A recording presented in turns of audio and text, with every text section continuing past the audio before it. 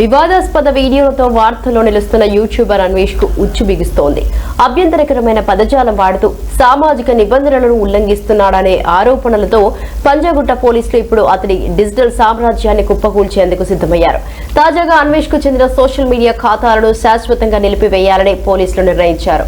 అన్వేష్ తన వీడియోల ద్వారా అసభ్యకరమైన ప్రవర్తనను ప్రోత్సహిస్తున్నట్లు గుర్తించిన పోలీసులు అతడి అకౌంట్లను బ్లాక్ చేయాల్సిందిగా సంబంధిత సంస్థలకు లేఖలు రాయనున్నారు. అన్వేష్ కు చెందిన 2 ఇన్స్టాగ్రామ్ ఖాతాలు, 2 యూట్యూబ్ ఛానళ్లను తక్షణమే నిలిపివేయాలని పోలీసులు కోరనున్నారు.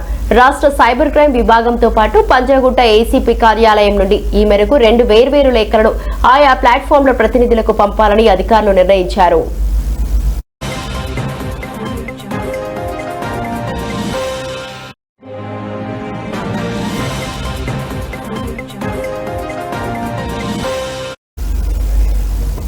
ఇక ఇప్పటికే అన్వేష్ పై పంజాగుట్ట పోలీసులు లుకౌట్ నోటీసులు జారీ చేసిన విషయం తెలిసిందే. అయితే చట్టపరమైన చర్యలు మొదలైనప్పటికీ అన్వేష్ ఏమాత్రం తగ్గడం లేదు. నన్నెవరు ఏమీ చేయలేరు అంటూ ఇటీవల ఆయన ఒక వీడియో విడుదల చేయడం పోలీసుల ఆగ్రహానికి కారణమైంది.